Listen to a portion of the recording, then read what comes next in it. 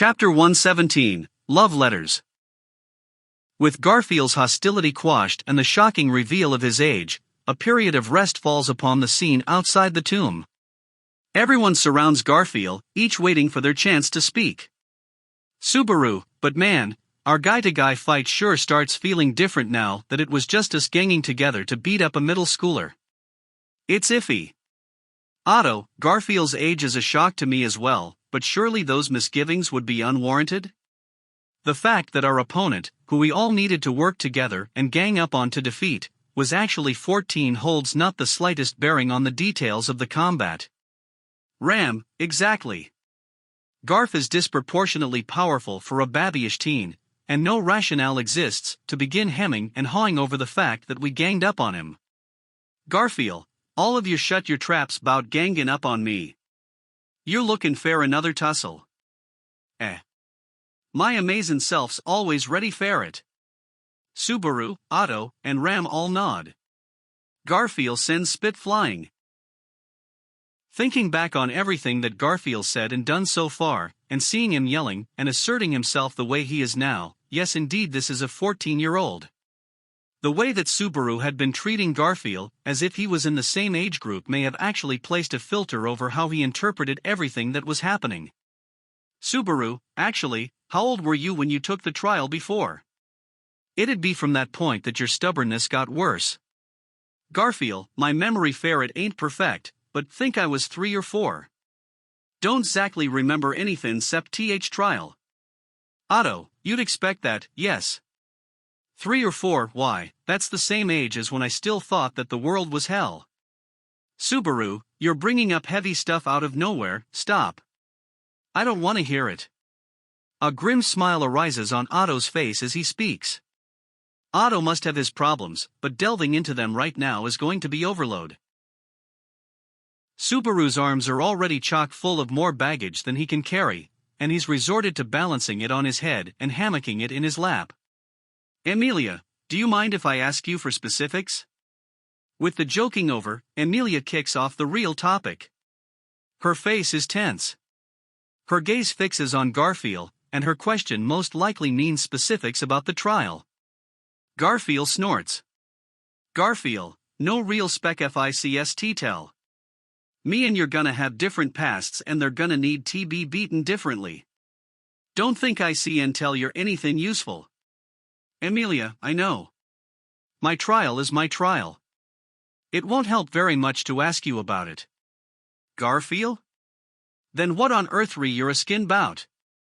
Emilia, now that you've overcome the trial, overcome your past, do you feel like you've changed? That you can accept the change in yourself? Garfield narrows his eyes in silence. The atmosphere is getting tense. Subaru and the others swallow their breath as they wait for Garfield's response. A period of silence. Garfield touches his nose, for his fingers to then trace upwards along his scar. With that done, Garfield, can't tell whether T say ths thing changed, or T say that I got it back. Emilia, Garfield, this scar on my noggin's something I did T myself. T try and forget a bad memory. Garfield taps his forehead, his gaze fixed on the person standing beside and looking at him. Ram. Her cerise eyes blink. Ram, Garf. Garfield, shut it, don't say nothin' tll make me miserable. Push th blame ferret onter someone else, so I could hide a bad memory. Realizing now how you knew that N went along with it fair me suddenly makes me feel like crap. Garfield grumbles. Ram watches him somewhat resignedly. Subaru cannot grasp the exact significance of what they're talking about, but he can tell that this information refers to things that only Garfield and Ram would understand. And can also tell that Garfield and Ram have a definite, warm, and familial kind of bond. Garfield, anyway, whether we're sayin' it changed came back, I ain't th same as before. Your guys changed me. So now's to see how you'll all change, making sure you don't wind up all talk. Emilia, good. And I'll be doing my best to match your expectations. Garfield's cheeks twist while Emilia smiles, full of determination. Subaru abruptly realizes that if you consider the mental factor alone, these two are the same age. 14-year-olds. A boy and a girl in the emotional throes of puberty, and a situation requiring that the future rest on them. Subaru is 17 verging on 18, so he can't say much, but what a manga-ish, anime-ish, something in that veinish predicament that this has wound up being. Emilia, staying too long is just going to dampen my resolve. Emilia stands up and wipes off the grass from her waist. She gives a deep breath out, her eyes gleaming with strength and looking at the tomb, the site of the trial. Subaru, you're going? Emilia, I am. Following Garfield's performance, I'm absolutely going to beat it. Garfield, can you do it? Emilia, I am doing it. I've decided not to fear change. Subaru's question, Garfield's question, Emilia nods to each. Subaru stands up and falls into line beside Emilia, as she starts walking toward the tomb. He might not be able to enter and stay with her, holding her hand, but he has determined to keep at her side until her departure. Ram, Emilia-sama. Emilia stops and turns around for Ram to give her a curtsy. While holding her skirt, solemnly, as if she were a servant paying respect to someone of higher status. Subaru, well no crap. Emilia-tan is a master to her. Ram, silence your muttering, Barusu. Practice prudence enough to know that this is no situation for that. Ram sternly rebukes Subaru's mumbling. Emilia's eyes widen and Ram collects herself by once again bowing her head. Ram, I request forgiveness for my rudeness.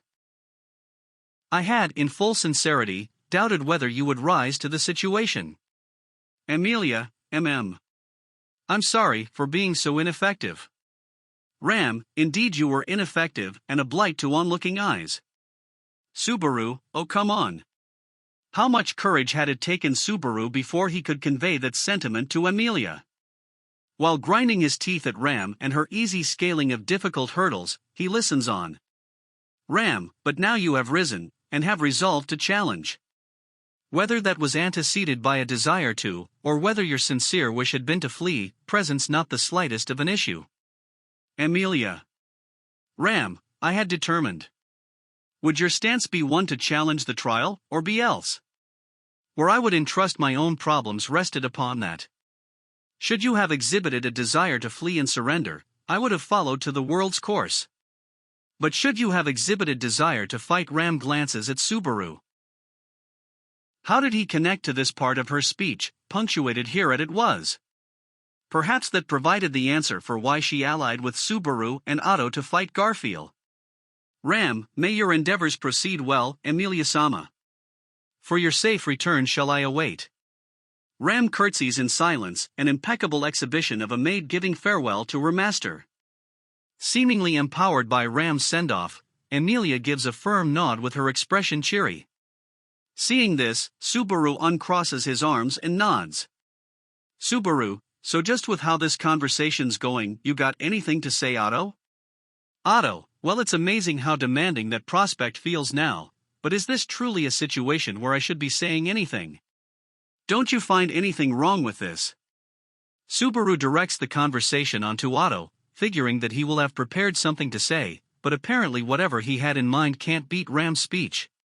Seems like he wanted to pay consideration for the situation, and let it all end cleanly, but... Emilia, okay. Please go ahead. Otto. Unheeding to Otto's distress and figuring that he'll encourage her, Emilia is 100% ready. She waits with her expression tense, failing to notice his panic. Otto puts his hand to his forehead with a look of resignation. Otto, well yes, Emilia-sama. Emilia, I'm listening.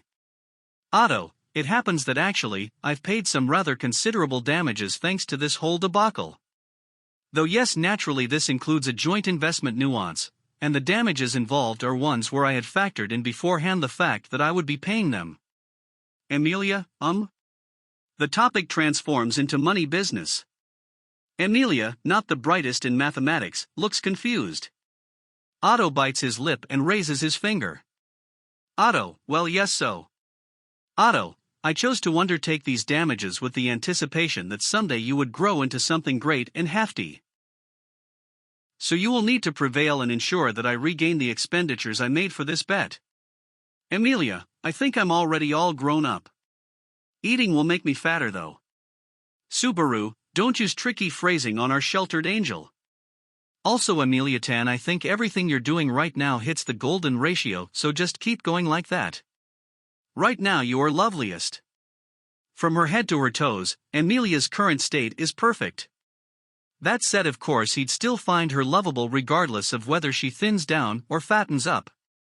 But leaving Subaru's sentiments aside, Otto looks like he cannot find anything to say about the fact that his statements aren't communicating, and after a bit of flailing, Otto, come back safely. I'm supporting you. Amelia, understood.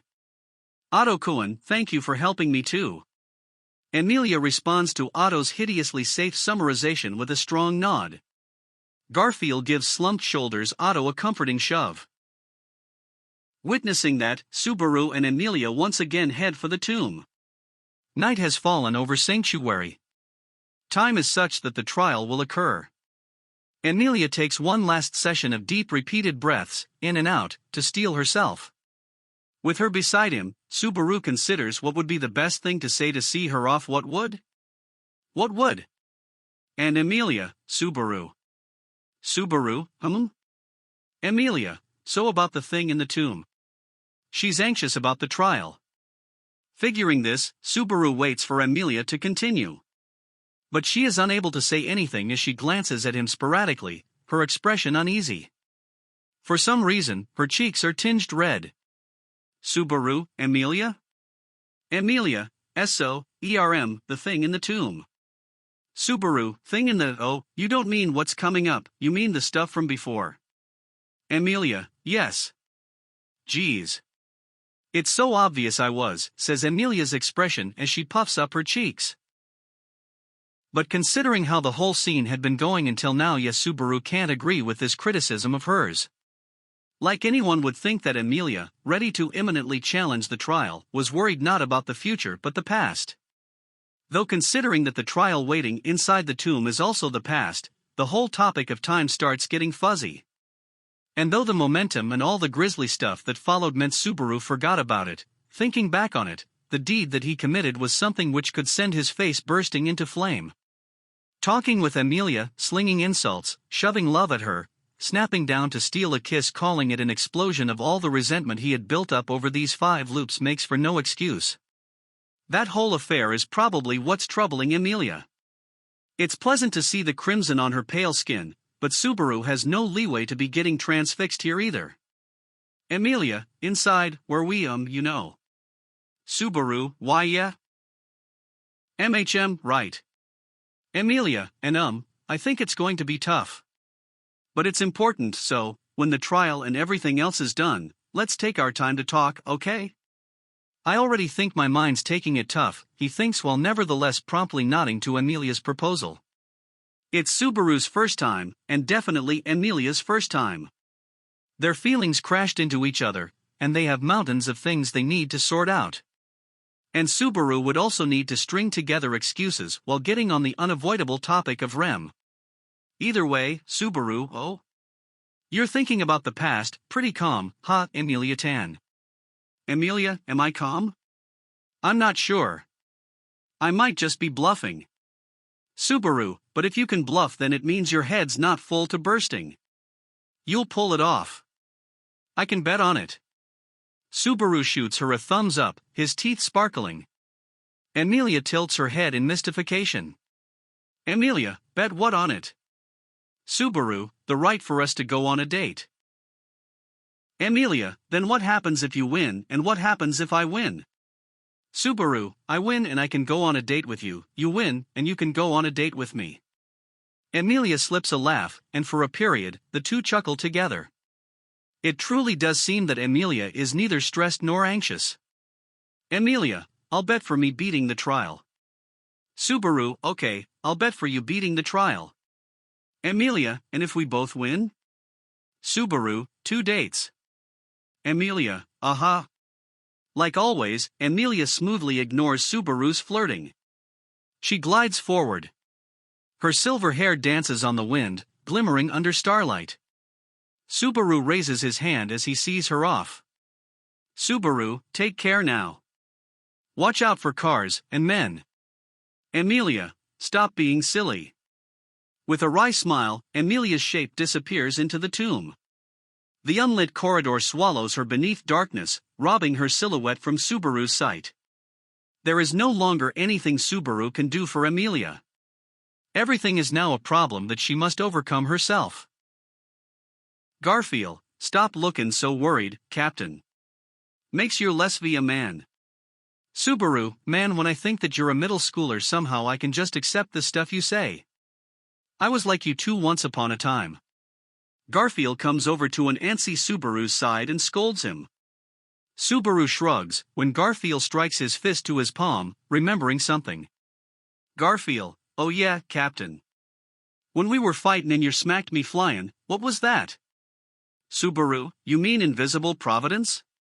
Garfield, INV, what? Subaru, invisible providence. The imperceptible will of the gods. Isn't it cool? Garfield, crazy cool, yeah. Garfield has found a compatriot. Unseen Hands rap is pretty bad, so let's hope that invisible providence catches on. But either way, doubtful that all Garfield's asking about is its name. Garfield, magic, ain't what it is. It's just a feelin', but vibe ain't right. Subaru, if we're gonna bother classifying it, honestly I have no clue either. But it's definitely a cult. Try all you want, but you'll never copy it. Garfield, ain't gonna. Hittin' someone where they can't see it as chicken. Subaru, chicken, he says this punk. He had merely wanted mutual understanding as to invisible providence's awesomeness, only to shockingly be stricken down. My bad, says Garfield, looking completely unapologetic, but making no effort to inquire any further. Probably, he's sensed it. This occult thing makes no good territory for a man to delve. Subaru, but still, what karma? Invisible providence is unmistakably Betelgeux's unseen hand.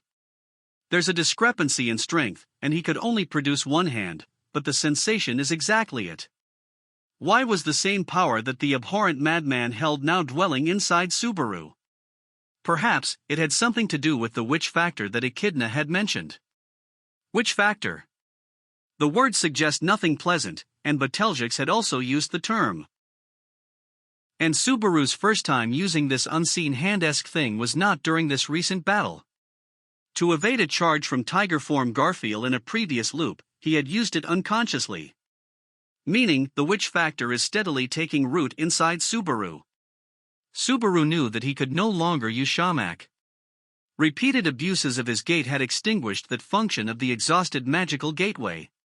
His once non-existent link to the magical world was no longer anywhere within his perception. He had lost his yearn for magical powers, and gained occult powers in their place. Subaru, better than having no aces up my sleeve. Using it feels like there's a technique, but also doesn't really. Regardless, nothing has changed about the scarcity of his options in battle. He would ring and ring his wily little brain, enlisting help from others while divining an escape from fatality. The height of the walls Subaru must face remain as high as ever. Garfield, oh, just thought or something, Captain. Subaru, what's up? Or really, this whole Captain thing is still throwing me off. Garfield, you'll get accustomed. Anyway, there's something I gotta apologize for. He hasn't accepted the change in name, but Garfield just admirably looks on. The case was the same with Amelia, but Subaru has to give a wry smile with how conversation topics keep coming up. He shrugs to urge Garfield on. His fingers trace over his scar. Garfield, my amazing self went in tomb. And so my amazing self went in trial room. Subaru, aha. Garfield, and so, I saw them. Those frantic results.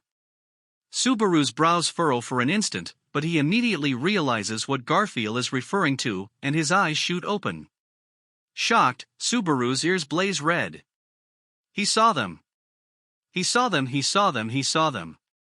Garfield, wasn't he trying to do anything bad? But think it'd wound up bein'. Subaru, stop talking. Forget it now. You crap. I forgot. I mean, I didn't think it'd wind up that you'd go in the tomb. And then fuck. Clutching and shaking his head, Subaru's face grows hotter. Garfield, as he watches on with pity, is currently an odious thing. Perhaps even more loathsome than during the fistfight. Subaru, you forget about it. That's all I'm looking for. Okay, conversation over. Done. Garfield, yeah, will do. But here's what I thought when I saw him. You're an absolute, incredible moron, but I'm glad you ain't dead. Subaru, I said it's over, are you some brain-dead brat? Wait. You are a brat. Although called a brat, Garfield has grasped Subaru's weak point and remains the superior party. He laughs away Subaru's screams of sad defeat before descending the tomb stairs. Following after Garfield as he returns to everyone else in the clearing, Subaru prays for Amelia's good fortune, while simultaneously begging that she does not notice his cheers. If that breed of thing doesn't reach its intended recipient before anyone else, it's over. Subaru begs in vain. Amelia, I'm here. Exiting the stone corridor, Amelia arrives in the room where the trial takes place. Amid the cold, damp air, Amelia walks with the dimly glowing wall as her guide and gazes at the door in the back of the room. This closed door will likely open once the trial has been cleared. Garfield came back to the group without opening the door. Meaning, Amelia, have to do my best to get inside there. She doesn't know what could be lurking in those depths. But the trial does not end with only one, as the witch had told her of multiple. When she thinking of the witch conducting the trials, a painful itch spreads through Amelia's chest. This again resulted because the White Witch's reception of Amelia was Amelia, Momentarily in thought, Amelia casts her gaze about the room when she notices something odd. During her time spent hugging her knees and waiting for night in this tomb, Amelia had kept halfway through the corridor, and had not ventured as far as this room.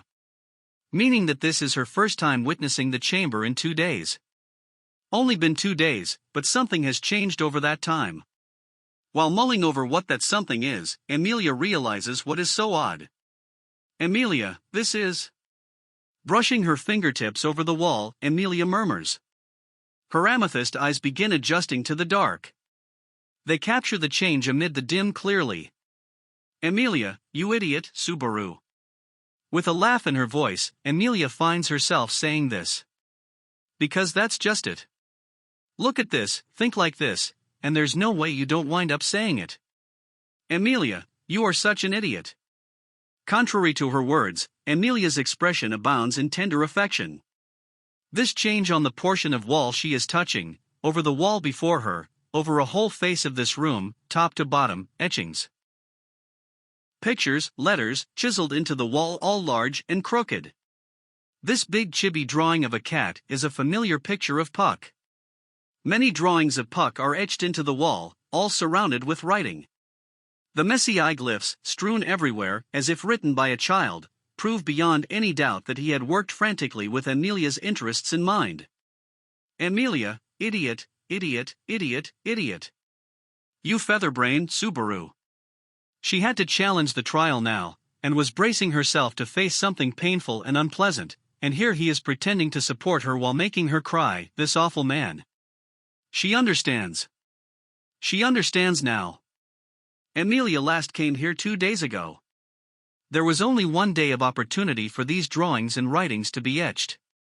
And that was the only juncture where Subaru had time to leave Amelia's side, and only juncture where he so stubbornly kept silent about what he was doing over that period. Amelia, You're right. Let's go for it, Subaru. With her fingers lovingly brushing the letters, Amelia responds to the etched words. Instantly, she feels herself falling into slumber, the world's edges turning dim. The trial is coming. That terrifying past is coming. But Amelia's lips stay smiling. Subaru broke my promise to go write love letters, and then someone else winds up seeing them first. My life's over. Garfield, you're exaggerating it. Surrounding Subaru, who is too stricken by shock to stand, Garfield and the others allow themselves to look as flabbergasted as they want. But having said that, there is nothing for the group to do here except wait for Amelia to come out.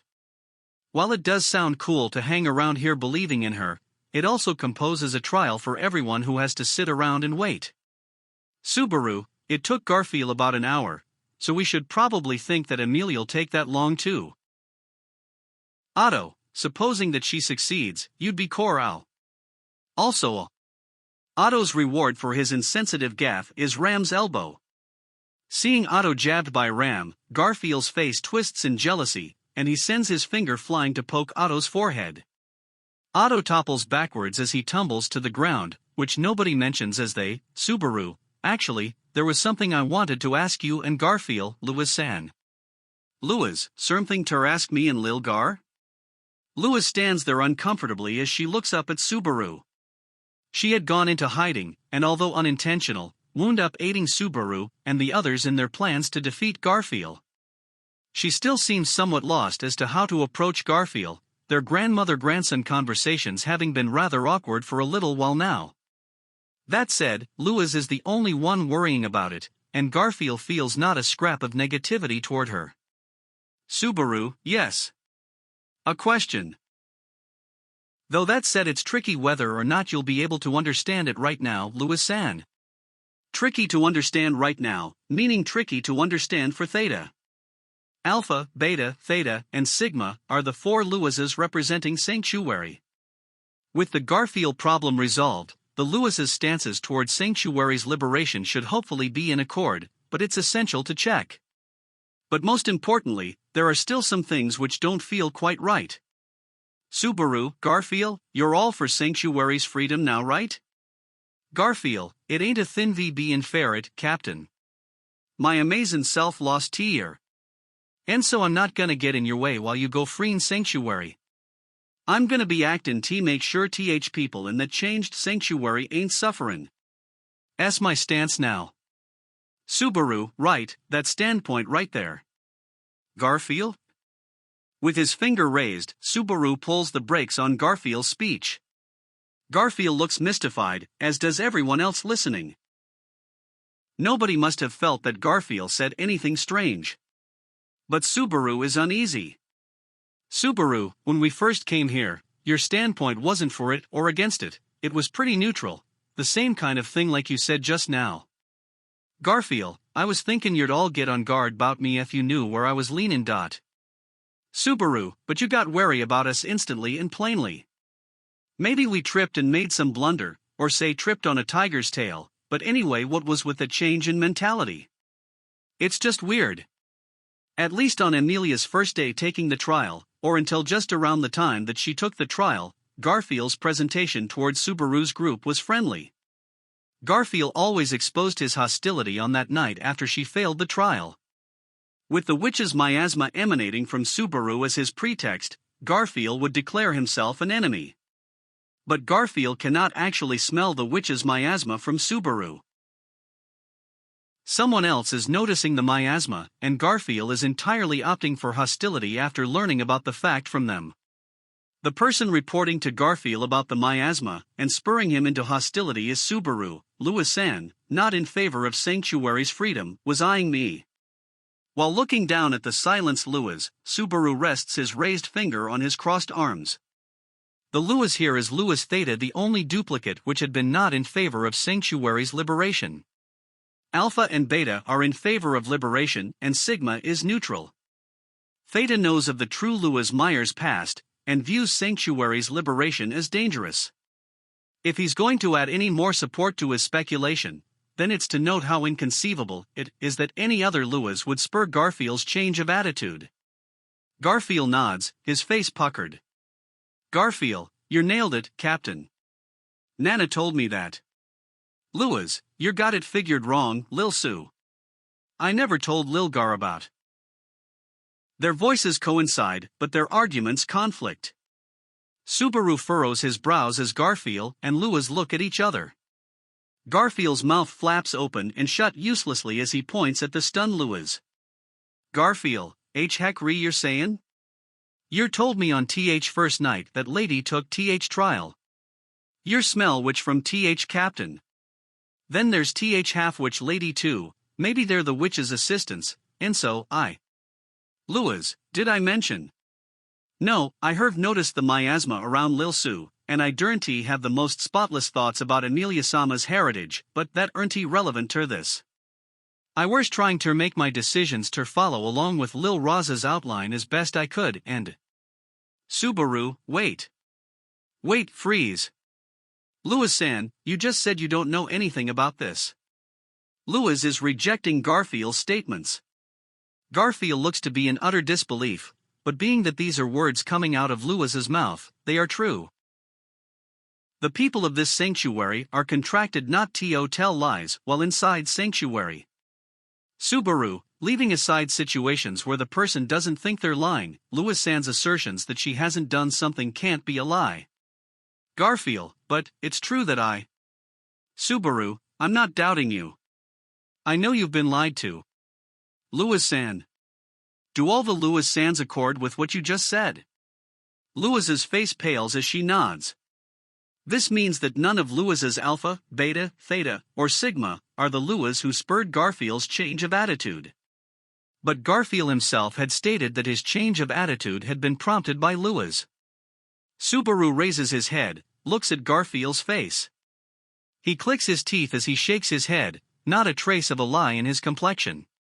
His personality isn't suited to telling lies anyway.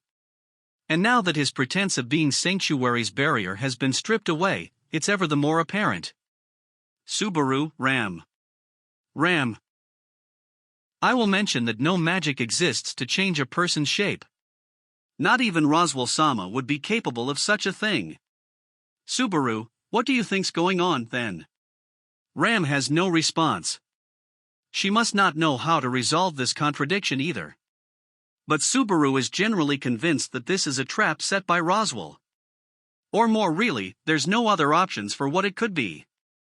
Subaru would like to wait here till Amelia comes back, but only 10 minutes have passed since Amelia entered the tomb. Once she clears the trial and comes back out, Subaru wants to be the one to welcome her with arms spread wide. Wants to celebrate her. But Subaru, let's interrogate Roswell. Have to find out what bad things he's doing at this last hour. Amelia cannot tell whether waking up inside a dream ought to be called awakening.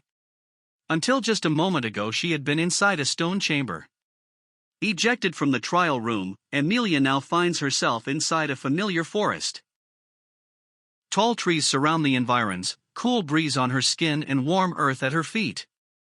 These memories, flashbacks. What she would see during her trial, a white forest snowscape. But that has not begun yet. No snow falls, green being the welcome to Amelia's consciousness-only self. Where, hey? These past few days have had a real turnout. While Amelia holds her breath to confirm her own position, she hears a voice. Amelia's visitation has formed this dream world. Within a scene from a memory which until now had not even existed, standing there in the tree shade, as if this is all entirely natural, is somebody. Head to toe garbed in black vestment, hair and skin like scattered snow, this woman of white. With only 2 hues in repertoire, but having divined from them sublimity, this witch of beauty. Who presides over the trial, lord of the tomb which shows visions of the past, the witch of greed, Echidna. The witch stands with the tree trunk aiding her as she tilts her head at Amelia. Amelia stares back at the witch from straight on. Swallows her breath. Echidna, truly, a turnout. Both of guests warranting a warm welcome, and the undeserving uninvited. Amelia. Echidna, it's amazing how you can come back so shamelessly after flaunting all that hideousness. Even I have to find myself shocked at your audacity, and at your failure to quit. The witch staring at Amelia strikes her with words, things full of spite and disdain. These numb, dark eyes have not the slightest resemblance to those dark eyes which always look at her so kindly. With all the malice she has known and been showered in, Amelia can tell. This is malevolence on an entirely different dimension from what she knows. All of the spite aimed at Amelia until this point had been for a silver-haired half-elf, a blade lacking reason. But the spite from this witch is not like that. This is not for a silver-haired half-elf, but Amelia-focused enmity. Echidna, you hit setbacks in ball, but provided you can debauch a man into embracing you don't care, you whore. You defiler who desecrates my world. Shameless and self-loving you are as he forgives you over and over, you reprobate. What do you think, witch child? Until recently, these abusive words had clawed at Amelia's heart. It wasn't that she yielded before this malice and gave up on the trial, but these words did begin the flaying and abrasion of her heart, chipping away at her capacity to resist her past. The witch did not wish for Amelia to take the trial, or to overcome it. The witch did not have any single expectation that Amelia would overcome the trial at all. Why indeed Subaru is exactly correct. And so Amelia raises her arm, jabbing her finger toward the heavens. The same way that Natsuki Subaru did when stating the audacious, when stimulating his courage. Amelia, my name is just Amelia. Born in Elier Forest, the witch of glaciation. Amelia can tell that the witch is daunted. Feeling satisfaction in that, Amelia lowers her skyward finger to point at her. Amelia, a fellow witch's spite isn't going to make me bend. After all, I'm a pain in the ass of a woman. End of chapter 117.